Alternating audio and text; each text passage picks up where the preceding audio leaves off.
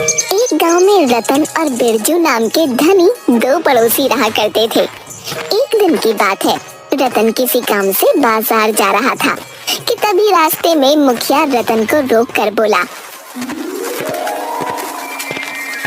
क्या हाल चाल है रतन? आजकल बाजार में बहुत कम दिखाई देते हो। ईश्वर की कृपा है मुखिया जी, काम से फुर्सत ही नहीं मिलती, इसीलिए बाजार आने का समय बहुत कम मिलता है।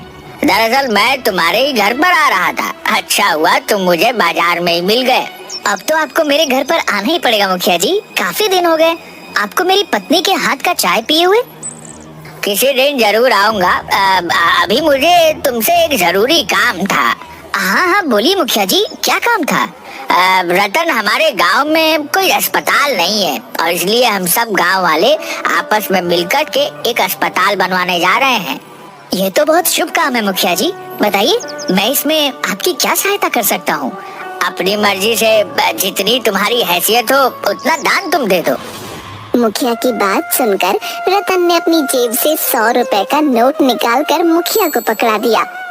रतन, सिर्फ 100 रुपया? मेरी बस इतनी हैसियत है मुखिया जी। इतना कहकर रतन वहाँ से चला गया। मुखिया खराब मूड लेकर सीधे बिरजू के घर चला गया। अरे आइए मुखिया जी, बड़ी लंबी उम्र है आपकी, मैं आपको ही याद कर रहा था।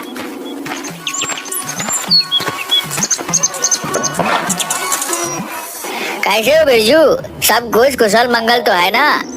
ईश्वर की कृपा है मुखिया जी, सब कुछ सही है। और सुनाइए, कैसे आना हुआ?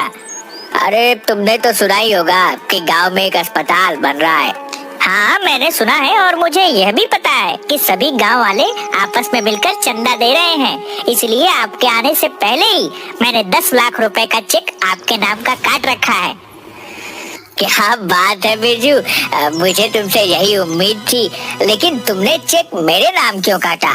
हॉस्पिटल के नाम ही चेक काट देते। आप हमारे गांव के मुखिया हैं, मुझे आप पर पूरा भरोसा है।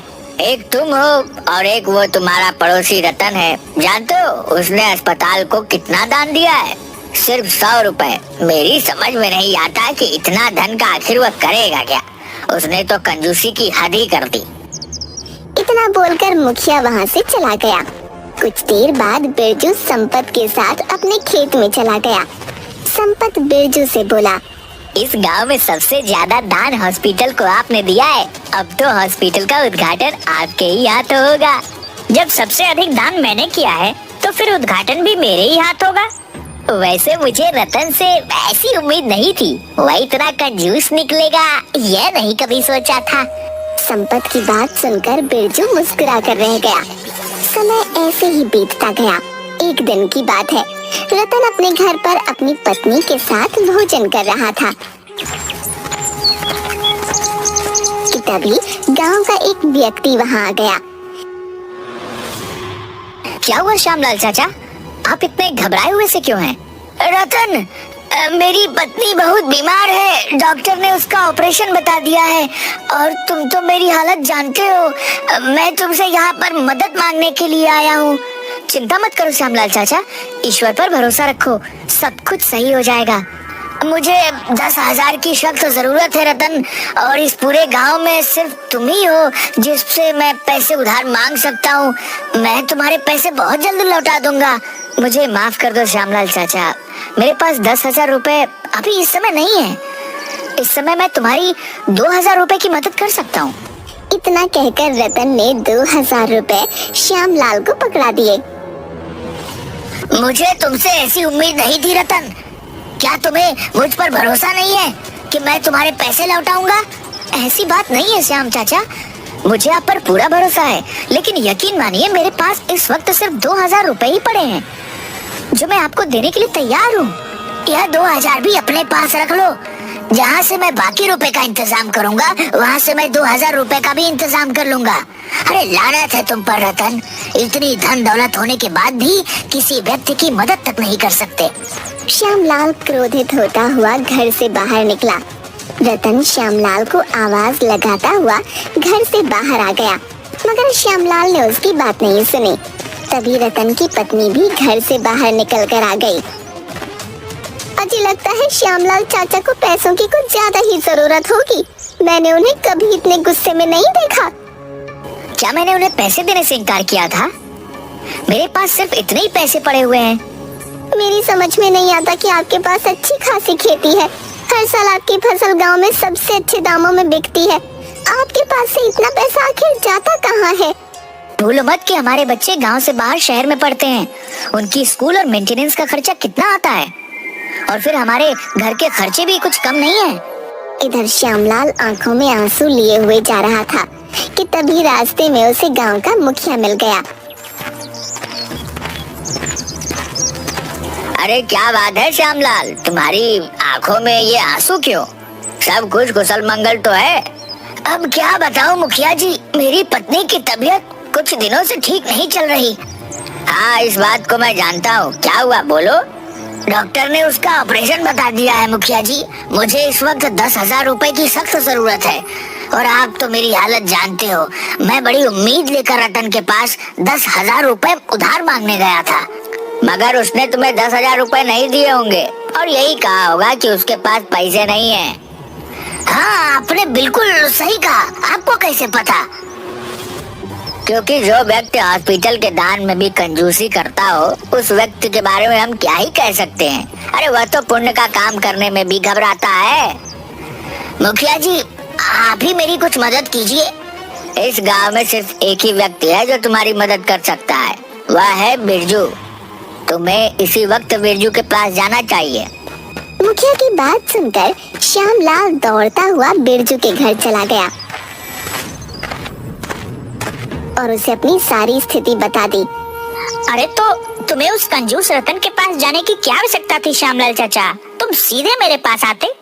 इतना कहकर बिरजू ने 20,000 रुपए की रकम श्यामलाल को पकड़ा दी।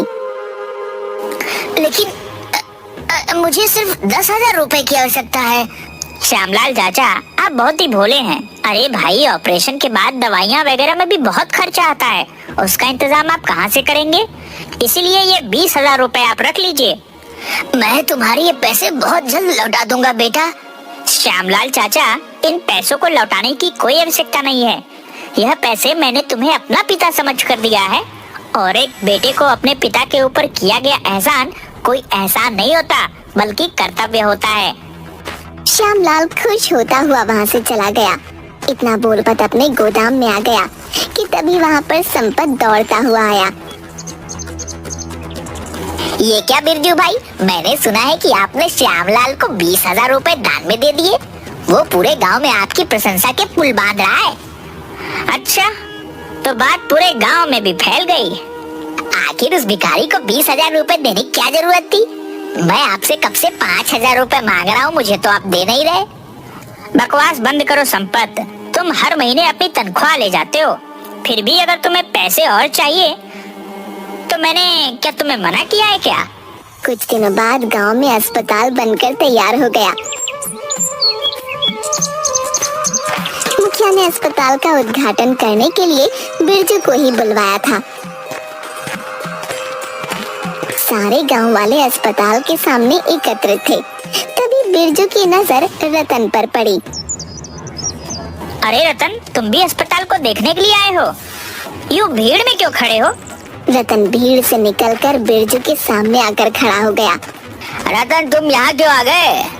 कभी तुम्हें ऐसा तो नहीं लग रहा है कि हमारा अस्पताल का उद्घाटन तुम्हारे ही हाथों करवाने का इरादा है?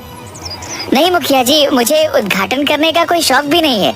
मैं तो बस ये चाहता हूँ कि गांव में अस्पताल जल्दी शुरू हो जाए, ताकि गांव वालों को परेशानी ना हो। हाँ हाँ पता है, इसीलिए तुमने चंदे में केवल 100 रुपए दिए थे। मुखिया जी, ये बताइए कि अब क्या देरी है? अरे बस डॉक्टरों की टीम यहाँ पर पहुँचने वाली होगी। मुखिया ने इतना कहा ही था कि तभी डॉक्टरों की टीम वहाँ पहुँच गई।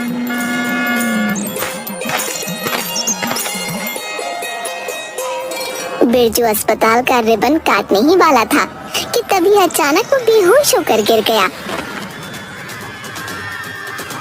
अरे ये क्या हुआ? ये अचानक बेहोश कैसे हो गया? बिरजू को तुरंत उसी अस्पताल में एडमिट कर दिया और डॉक्टर उसकी जांच पड़ताल करने लगे। एक डॉक्टर रूम से बाहर निकलकर मुखिया से बोला। इनके परिवार वाले कहाँ हैं? बिरजू के परिवार वाले तो सब अमेरिका में रहते हैं डॉक्टर। बिरजू गांव में अपने साथी संपत के साथ रहता है। इसके परिवार वाले कभी कभी यहाँ आते हैं। बात असल में ये है कि मुखिया जी कि बिरजू की एक किडनी बुरी तरह से खराब हो चुकी है। अगर अभी इसकी किडनी ट्रांसप्लांट नहीं किया गया तो इसकी जान जा सकती है। चिंता मत कीजिए डॉक्टर, हमारे गांव में बिरजू ने इतने लोगों की मदद की है, कोई न कोई किडनी देने के लिए तैयार जरूर हो जाएगा। इतना बोलकर मुखिया वहाँ से चला गया। मुखिया ने गांव के हर व्यक्ति से बिरजू के लिए किडनी मांगी, मगर सबने किडनी देने से इनकार कर दिया सिवाय एक के। कुछ दिनों बाद बिरजू स्वस्थ हो गया। मुखिया अस्पताल में बिरजू से मिलने के लिए आया। ईश्वर का लाख लाख शुक्र है कि तुम स्वस्थ हो गए। मुखिया जी, मेरी एक किडनी खराब हो चुकी थी। गांव के ही किसी व्यक्ति ने मुझे अपनी एक किडनी दान दी है। मैं जानना चाहता हूँ ये काम मेरे वफादार साथी संपत के अलावा और कोई नहीं कर सकता। नहीं बिरजू, तुम्हारा वफादार साथी तो संपत किडनी का नाम सुनते ही भाग गया। गांव के हर व्यक्ति ने तुम्हें किडनी देने से इनकार कर दिया। तो फिर कौन है वो जिसने मुझे किडनी दी? मैं उसका आभार व्यक्त करना चाहता हूँ। हालांकि अगर मैं अपनी सारी दौलत भी उसके कदमों में लाकर रख दूँ तो मैं उसका कर्ज नहीं चुका सकता। उसने मना किया है कि तुम्हें उसका नाम न बताया जाए। अब तुम्हें घर चलना चाहिए, डॉक्टर ने तुम्हें छुट्टी दे दी है। बिरजू मुखिया के साथ अस्पताल से बाहर आया ही था कि तभी एक कार आकर रुक गई। उस कार में से एक वकील निकलकर मुखिया के सामने हाथ जोड़ता हुआ बोला। मुझे माफ कीजिएगा मुखिया जी, मुझे आने में थोड़ी देर हो गई। कोई बात नहीं वकील साहब, तो क्या उस महान व्यक्ति का नाम पता लगा? इस फाइल में उस व्यक्ति का नाम और फोटो मौजूद है जिसने अस्पताल के लिए यह पूरी जमीन 2 करोड़ में खरीद कर दान दी है। इतना कहकर वकील वहाँ से चला गया। मुखिया ने जैसे ही फाइल खोलकर देखा तो उसमें रतन का फोटो लगा हुआ था। ये सब क्या हो रहा है मुखिया जी? मैं काफी दिनों से यह पता लगाने का प्रयास कर रहा था कि जिस जमीन पर यह अस्पताल बनकर तैयार हुआ है, यह जमीन किसने खरीद कर दान में दी है। बिरजू, यह जमीन हमारे ही गांव के व्यक्ति रतन ने खरीद कर दान में दी है। जैसे सारा गांव कंजूस के नाम से बुलाता है, मुझे तो विश्वास नहीं हो रहा कि कहीं ये रतन की कोई चाल तो नहीं। मैं बताना तो नहीं चाहता था, लेकिन अब तुम्हें बता देता हूँ। तुम्हें किडनी देने वाला कोई और नहीं बल्कि रतन है। मुखिया की बात सुनकर बिरजू की आंखों में आंसू आ गए। मुझे रतन के पास ले चलिए मुखिया जी। मुखिया बिरजू को रतन के घर पर ले गया। बिरजू हाथ जोड़ता हुआ रतन से बोला। मुझे माफ कर दो, मैंने तुम्हें कितना गलत समझा। तुमने आखिर बताया क्यों नहीं? तुमने अस्पताल के लिए 2 करोड़ की जमीन खरीद कर दान दी है, और ये जानने के बावजूद मैं कितना गलत हूँ।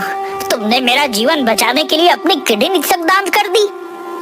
सच्चा दान वह नहीं होता बिरजू जो बताकर या दिखाकर किया जाए। सच्चा दान वह होता है जो छुपा कर किया जाए। सच्चा दान वह होता है जिससे किसी का जीवन सफल हो सके।